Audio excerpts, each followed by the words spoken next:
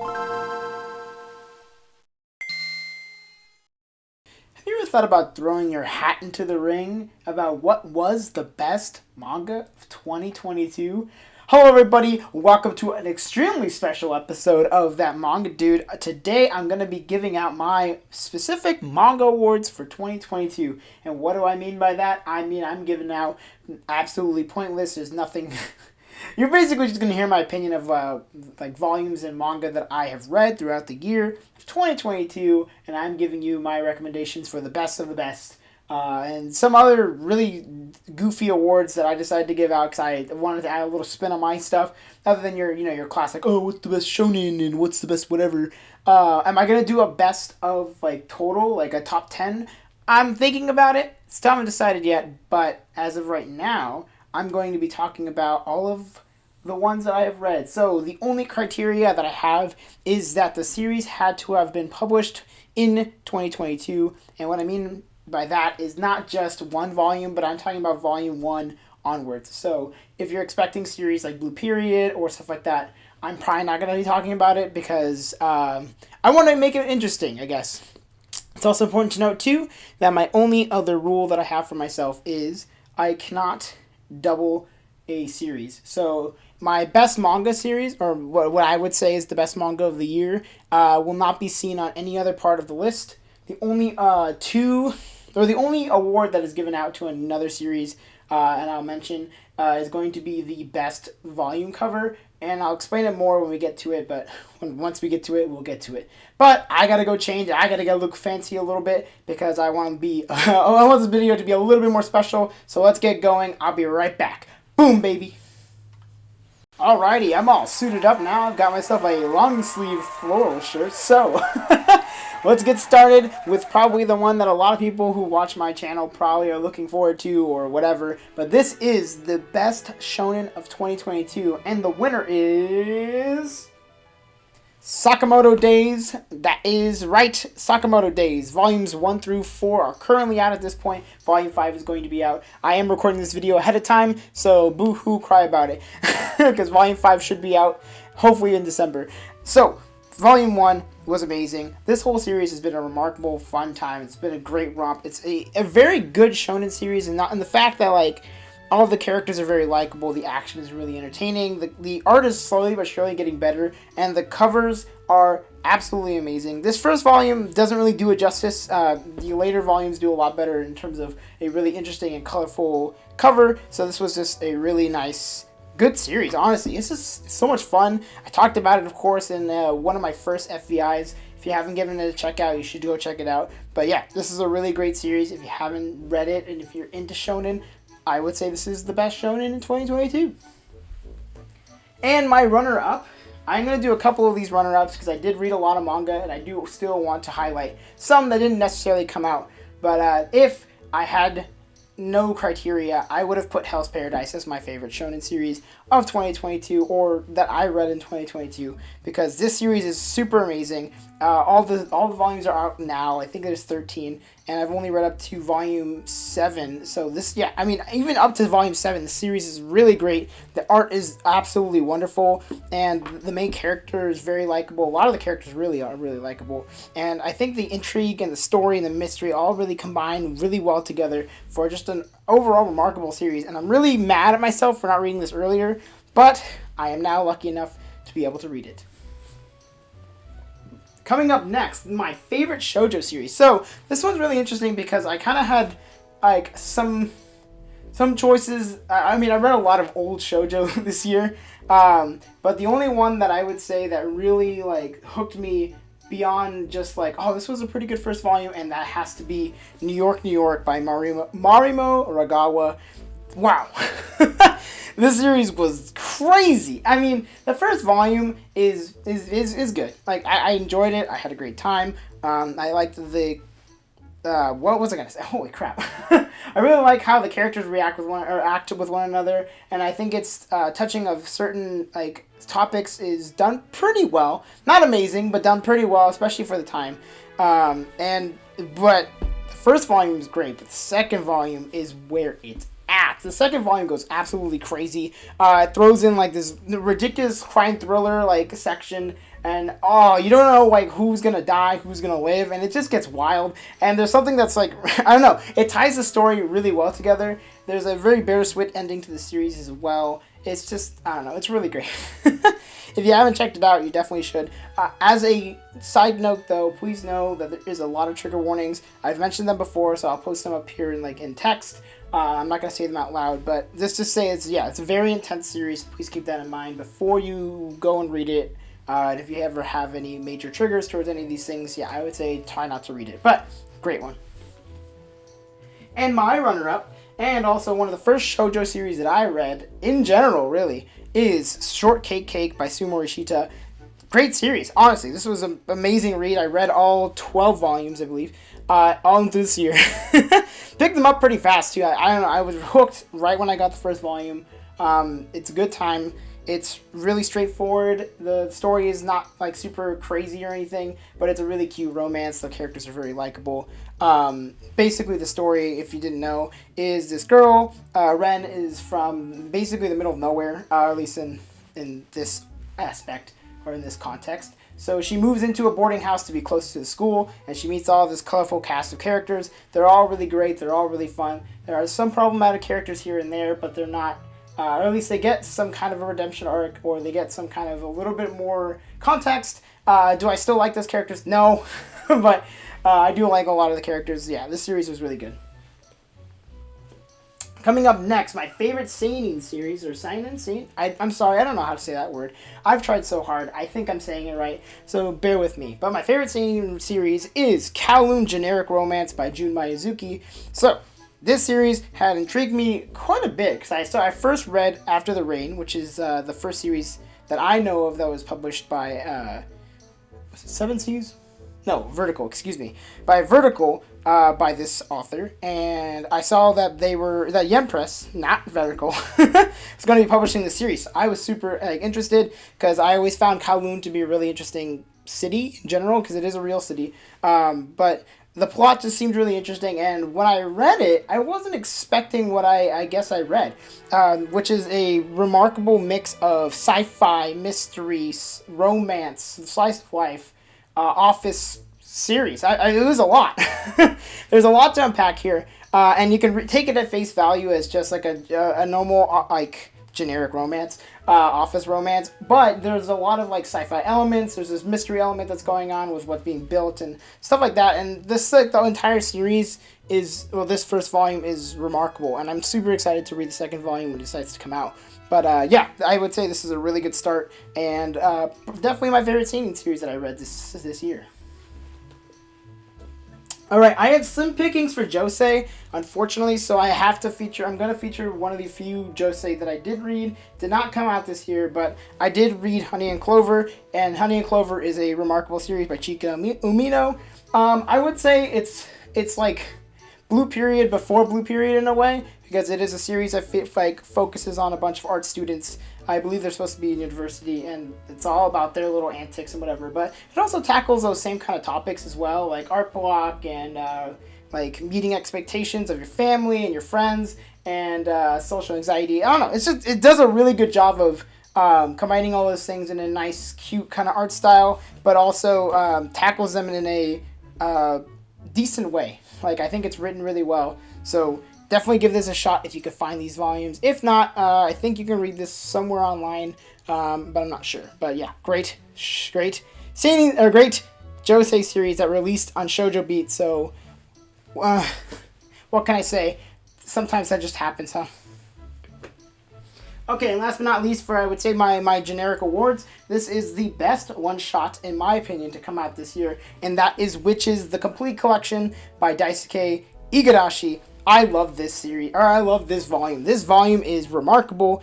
If you didn't know what it is, and if you haven't heard of it, basically, it is a short story collection about witchcraft and all that kind of wizardry and witchcraft from all across the world. And it is an absolutely gorgeous manga. I mean, stories are great, the writing is amazing, the characters are all very interesting. Not necessarily interconnected, but it is really cool to see the various different types of witchcraft across the world and how it's used within the story and within, I guess, technically real life in a way.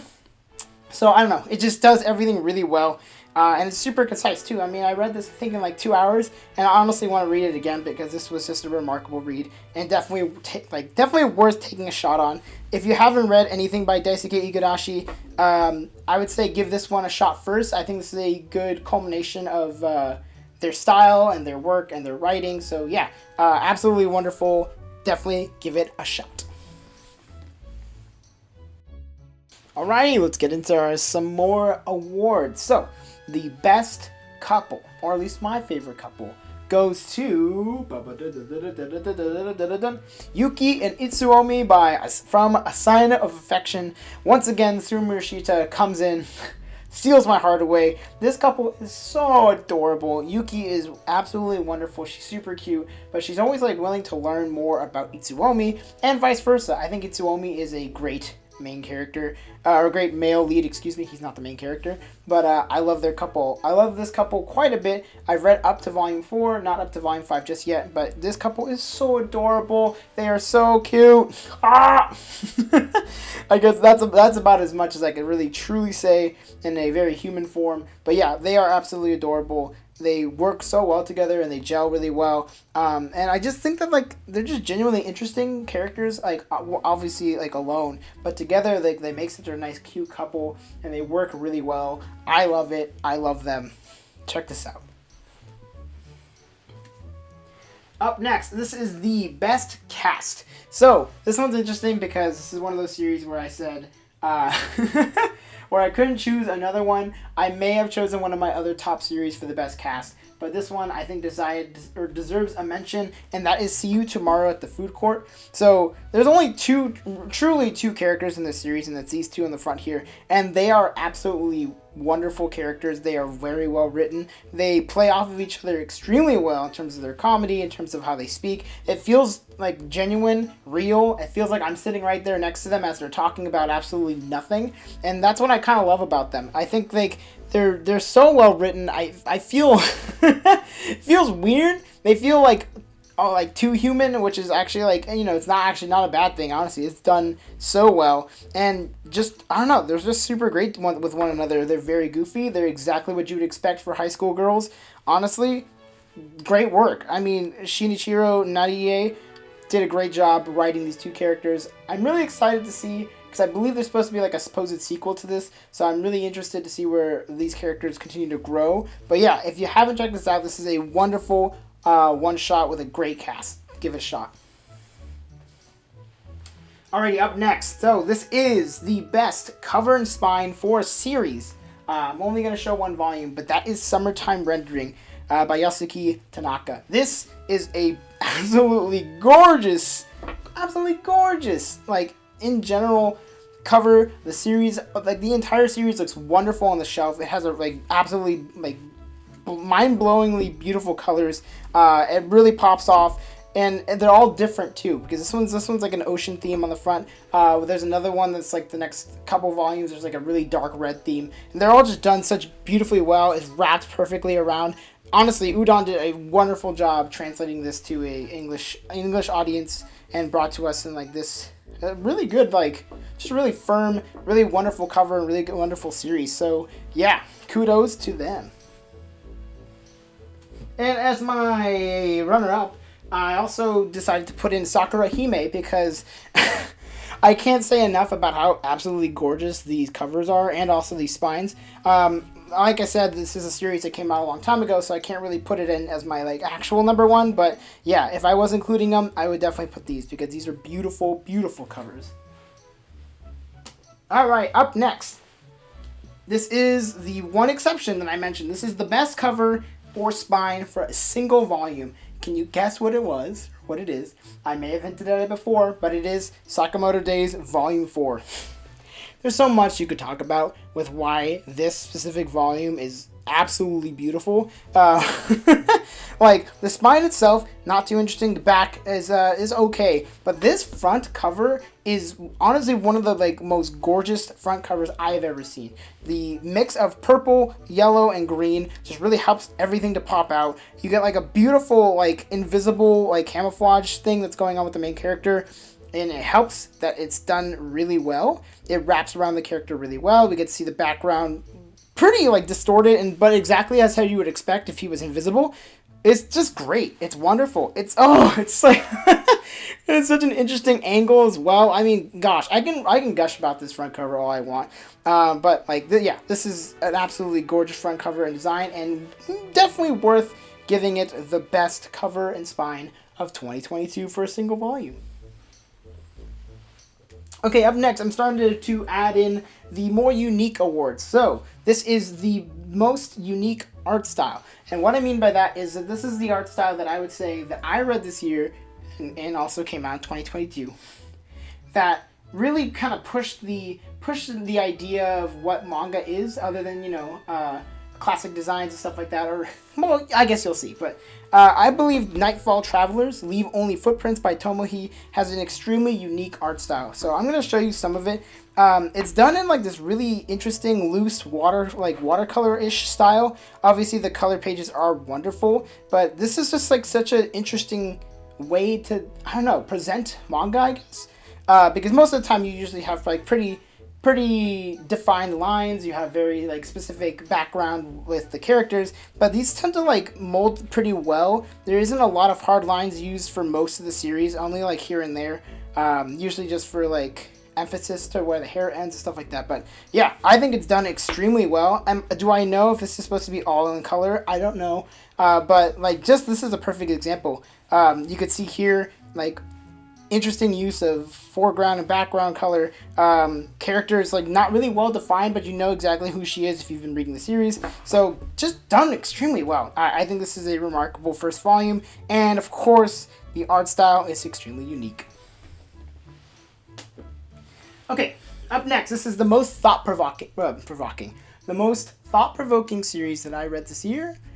This award goes out to a series that made me think a little bit more than usual, where like a lot of them could be like bang boom, there's a bunch of blood, there's a bunch of guns, people are dying, like very straightforward. But this one was more interesting in the fact that like I was like, oh, so that's how these kind of people feel, or like, oh, this is how certain things are reacted to and stuff like that. So this will make more sense when I show it. It is My Brain is Different, Stories of ADHD and Other Developmental Disorders. So this is a series by Monsuzu. As the name suggests, it's basically a short story collection about a variety of characters who have a variety of different developmental disorders. And what I think was so interesting, and why I awarded it the most thought-provoking like series, is when you're reading it, I guess my conception of ADHD was very straightforward. Like, oh, most people only have like have the same kind of symptoms. But as you read through this, and as you like read these stories that are actually all true from what I could tell, I guess you find out that it's not the same for everybody. ADHD is very different. A lot of developmental disorders are not straightforward. Some people have it more intense than others, where people can like kind of live with it while others require like somebody else to help them. And it's just genuinely interesting and very thought-provoking, like I mentioned. So that's why it deserves it. You should definitely check this out if you've ever had like people explain to you what ADHD is, because I think this will give you a good example of how it can be completely different from another person's experience. So yeah, most thought-provoking series, My Brain is Different.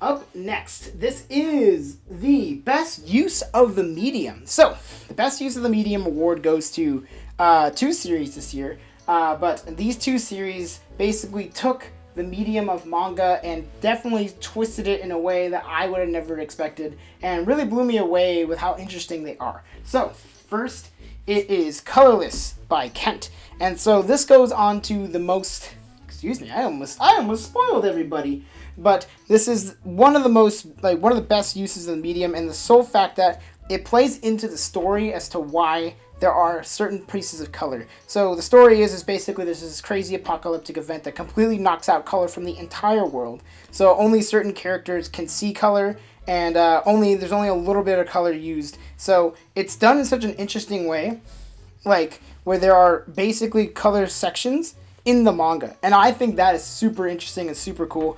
I really like how it uses that specific green to really pop out the light and pop out the lighting in certain areas. It is a very interesting series, and I think its use of the medium is wonderful.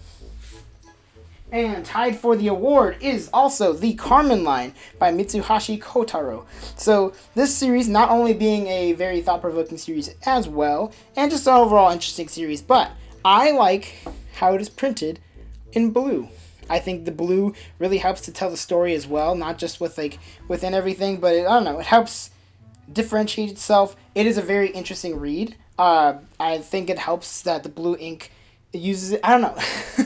This one's a little bit harder to explain, but I think if you read it, the use of the medium and that it's using blue ink or blue pencil, I guess in this instance, or whatever you want to call it, to really push like the idea of a variety of things that happen in this series.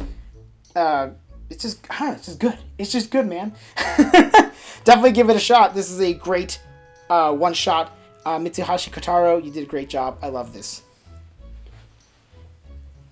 Okay, biggest surprise. So this manga goes to, or this manga award goes to what I would say surprised me the most. AKA, I didn't have necessarily any kind of expectations, or I might have had low expectations, and it completely blew it out of the water. And that goes to One Dance by Coffee. So I thought that this was going to be, I don't actually know really truly what I felt it was going to be. I felt it might have been a little bit like short, and it might have fallen short in some areas. I wasn't sure how to feel about it. I was like, it's a really cool premise because it's based around hip-hop dancing in high school. And it, yeah, completely blew me away. The art was remarkable. The dancing was fairly accurate and like spot on. I like the movement and how it's drawn. I've talked about the series before, and it's definitely worth talking about again. But yeah, this was just an overall really cool series, and I'm really excited to keep reading more into 2023. And last but not least for this section, we have the most improved manga.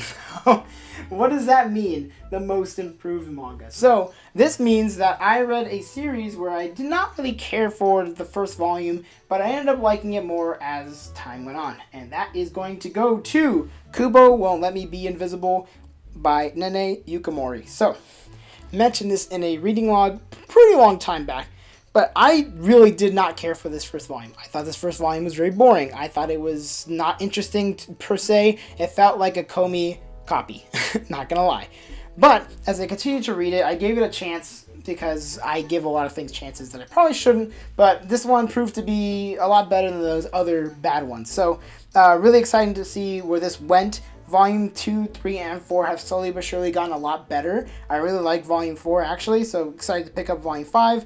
And yeah, this definitely made me think that, oh, maybe I should give a second chance to some of those series that I did not give a second chance to, because yeah, this one was actually pretty good. So yeah, that's going to be it for this award. Alrighty, now it's time for some of those weird awards, and you'll see what I mean when we get to them. So first up, it is the wackest ending. So this manga award goes to a specific one-shot that I read that was just like the most head-scratching, bizarre, what the heck kind of ending that I read this year. And it's pretty hard to do that, honestly, but the music of Marie was just like a very what the heck happened. So this is by Usamaru Furuya. If you don't know who this is a mangaka who created a series called Genkaku Picasso, which is a shonen series that I happen to enjoy a lot, or under the Shonen Jump name. I don't know if it's actually a shonen series. But then also a cult hit called Lychee Light Club. So this one, don't know what I was expecting. I think when I first read it, or when I was first reading through it, I was like, this is pretty cool. Like, I like the premise. Basically, it's about this world where, like, this guy can hear the music of this, like, machine thing that's flying around called Marie. And it's... oh, man, that ending is something else. And that's all I can really say. I'm not trying to spoil it, because I think if you want to check this out, you know, you should give it a chance. You shouldn't always take the opinion of one person. You should take everything with a grain of salt, I guess is what I'm trying to say. But this was super whack.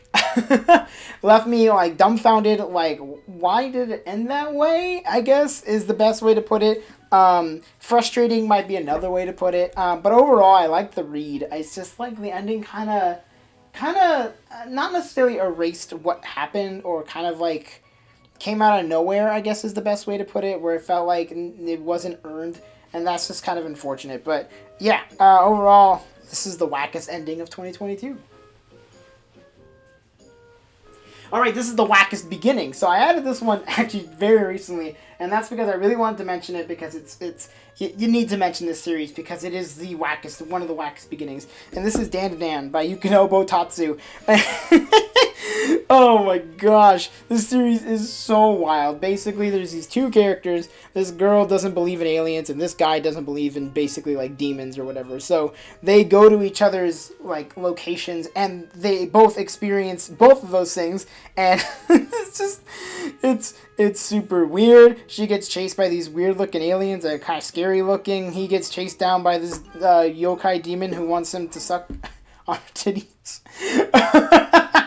So, I don't know what else can I say about it. I'm like laughing as I'm trying to explain it because like, can you imagine trying to explain this series to someone who like has nothing, who knows nothing about manga, and being like, oh yeah, so this guy just meets the character who wants him to suck on his like wants him to suck on her tits. It's just like, who came up with this? I guess Yukinobu Tatsu did, but like, what the heck? I mean, it's great. It's really funny. But definitely, like, it was a what the heck just happened kind of first chapter, or first couple of chapters. But yeah, I had to talk about Dan to Dan, so it gets the wackest beginning award. Up next, the most terrifying flip through. So what the most terrifying flip through means is this is a manga that as you're flipping through, you'll probably have yourself a jump scare 1 or 5 times. So this is going to obviously go to a horror manga, and that has to go to PTSD Radio by Masaki Nakayama. This was like, I knew this was going to be creepy because I had heard about his other thing, and my fiance really loves that other thing by him. And I'm sorry that I can't remember the name. I'll probably post it up here, but I had to check it out, 1, because the cover is really creepy looking, and 2, I knew who the author was, for once. So, flipping through it, at Barnes & Nobles, I flipped through, the worst thing, and I'm not going to do it because it is a horror series, so it's better if you don't know the jump scares and stuff like that, but there's a lot of creepy stuff in this. a lot of creepy stuff. The same jump scare got me 3 different times when I flipped through it at Barnes & Noble, when I read it for the first time, and then when I showed it to my fiance. It was like, oh! Absolutely terrifying. This is great. It did a great job in terms of pulling off that horror aesthetic and just overall a very spooky tale. So this gets my most terrifying flip-through award.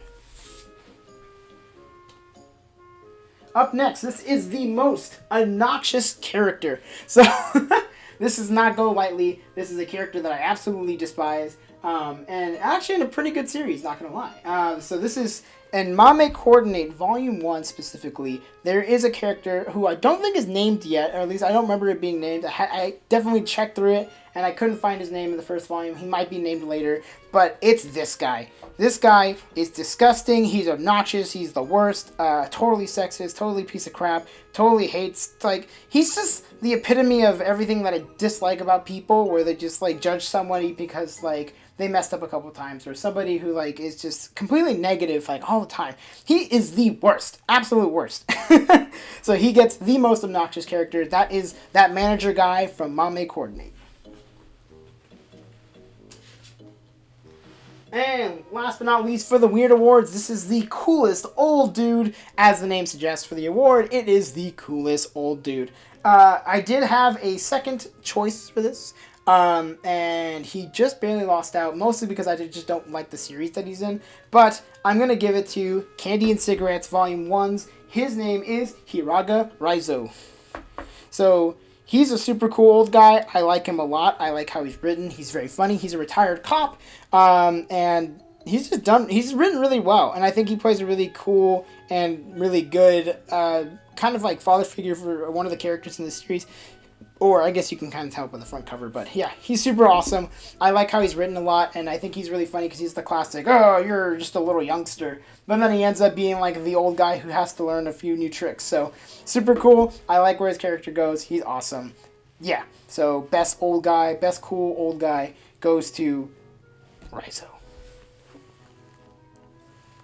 And right, coming into the final stretch, these are my top awards. These are the awards that I think if you're going to take any of my opinions seriously, these are the 3 that I heavily suggest checking out. Because you have to. It would be a disservice to the mangaka, to the publishers, and to kind of everybody in general if you did not go and check this out. So, first big award goes to my favorite publisher of the year.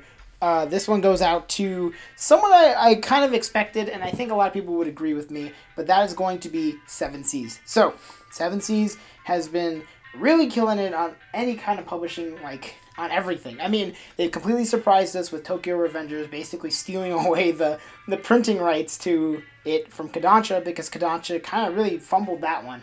But also just bringing us, like, a huge plethora of series. A lot of ones that I was never expecting to ever read in my lifetime, which is super cool. So it's really interesting to see what they're bringing, what they're always announcing, what they're really pushing out. It's great. Of course, we had a little bit of a rough time, especially when they were neither here nor there in terms of the union that was at their studio. But thank goodness they decided to accept it, and I'm really glad and really happy that they decided to do that, because it really shows that, like, I mean, one, obviously, it's probably a PR move, but, like, I'm just glad they did, because everybody deserves to be, like, unionized, or at least deserves to have the rights that unions do. So, kudos to them. Kudos to Seven Seas, who have been killing it this year, and you're probably going to kill it next year, so I wouldn't be surprised if this award goes to you as well. So, alright, now it's time for the big manga awards. So this one is the best story. So, best story, this was a hard one to choose, I would say, because of course, if you couldn't tell, there's a lot of amazing stories that were released this year. But I think this one, and this is one that I read recently, so this is kind of surprising, at least in my opinion. But Shonen no Boy Soprano by Yuki Kamatani, I think, had the best story of 2022. So, let me explain why. So, the story basically is about our main character here, who is Yutaka Aoi. He's this absolutely cute character, a little boy, who has a beautiful singing voice. He has a soprano singing voice, which is extremely rare for boys in general, but it's also a lot of people are chalking up to be because he's young, and he hasn't gone through puberty yet, so his voice hasn't dropped. So he's learning about all these beautiful things, and he, like, cries at the sound of music because he finds music to be so beautiful, so he decides to join the choir. And yeah, okay, the story doesn't sound that interesting, but I think what makes it more interesting than what you would expect is that not only is it all that kind of stuff where he's, like, focusing on singing, but it's also about, like, character growth. It's a coming of age story for a lot of the characters, and a lot of them get a lot of growth even within the first, like, volume, which is really interesting. And I think, like, the way that his character toggles with difficulties of multiple people wanting him for various roles, and him not being able to decide, and kind of breaking down in a way where he feels like he's being pulled apart and not being asked for his opinion. He's kind of just being, like, dragged around. And it's just, I don't know. It's done really well. A lot of the characters are done extremely well. The story progresses extremely well for the first volume, and just builds up a really touching and maybe very interesting and sad story. I'm not sure where this is going to go.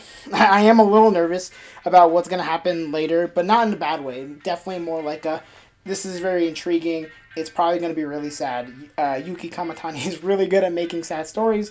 So, yeah, absolutely great work, honestly. I wasn't expecting this out of, like, a slice of life drama series or slice of life school drama coming of age story. But yeah, this was beautiful. Great first volume, and definitely my favorite story of 2022.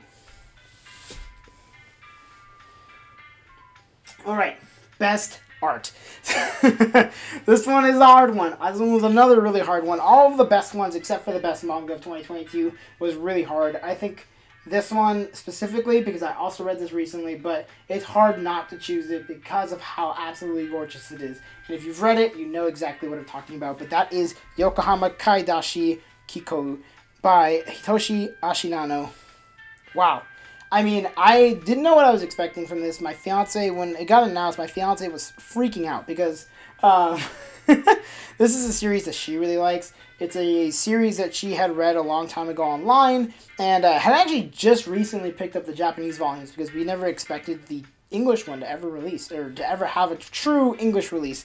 So when it got announced by, who guessed it, Seven Seas, yeah, we were both very hyped about it. So when the first volume came out, she read it almost immediately. I waited a couple months just because I was like, I got all this stuff to read. It'll probably be good, and I'll check it out. And gosh, I'm really glad I did, because, like, the art is so gorgeous. It's a beautiful, sketchy style to it. There's a lot of wonderful backgrounds, a lot of wonderful just illustrations in general. It does such a great like, I don't know, it has a great use of everything. It's a good mix of like an old school style with like a new school kind of, I don't know, drawing style, I guess. Not really sure how to truly explain it, but I would say definitely check it out because it is gorgeous. It's fun. The art is whimsical, but also like kind of sad and dour in certain sections, and it's done on purpose because it's supposed to be like a post-apocalyptic world. But wow, absolutely gorgeous. It's done really great. The backgrounds are wonderful. The character designs are beautiful. Like, it's just, I don't know. It's a very, very good time. And specifically, the art is probably my favorite part about it, even though everything else is still exceptional. So, best art goes to Yokohama Kadashi Kiko. Alright, last but not least, the best manga of 2022. This one should be extremely obvious for anybody who's been watching my channel for the past like 6 or 7 months. And yeah, I mean, it's pretty obvious at this point if you know. If you don't, this is the best manga of 2022. That goes to Lost Lad London by Shima Shinya. Oh man, so crazy to see this series again, and it's such a beautiful, wonderful series, and it's only 3 volumes, which makes me extremely sad. But hear me out. This is why I think Lost Lad London is the best series of 2022.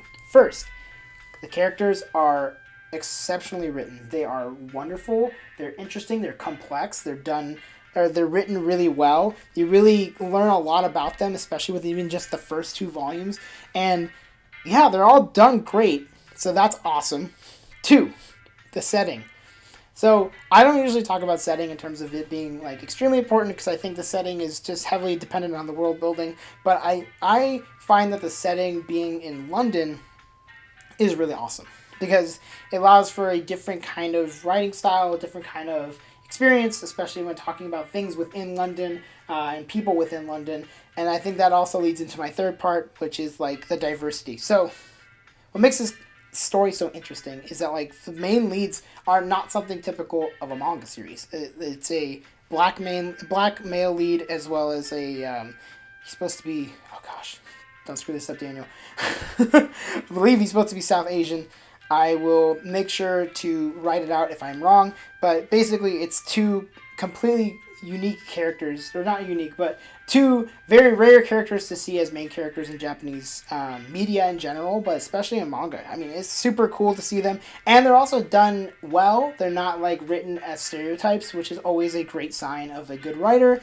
If you don't have to rely on stereotypes in order to create a character of color or a character that is a different background of yours. So Shima Shinya absolutely killed it on all of those fronts. And now, that's not even talking about the story and the art. The story is also extremely interesting because basically, main character gets blamed for a murder that occurs on the Underground, which is basically the train in London.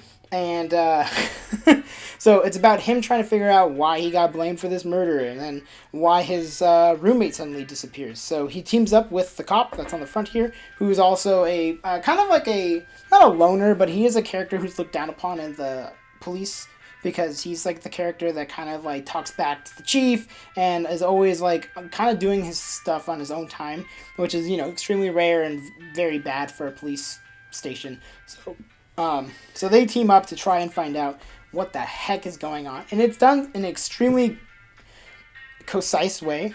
A lot of like the story beats are obvious, or not super obvious, but obvious enough that you're like, okay, I think I kind of know who it could be. And I think the murder mystery aspect of it is done really well. I'm still not 100% sure who this person is, but I can take my guesses, which I think is what makes it so much fun. It's wonderful. And then coming into the art, look at the art. Look at this art. This one also was a close second in terms of me breaking my own rules for most unique art style, because this art style is so cool. It's so interesting. The line art is like this interesting, kind of wobbly, but also very sharp in certain areas style. And I love it. I love the character designs. I love the character art. It's just done great. I like the looseness of characters moving and all this stuff. Oh, it's just done really well. And there's a lot of interesting surreal parts. I mean, okay, I'm just going to start like flipping out because I love this series. Lost Lad London is absolutely remarkable. It is a wonderful romp from volumes 1 to 2, hopefully volume 3. Everything is written really well. All of the characters are written really well. The story is really interesting.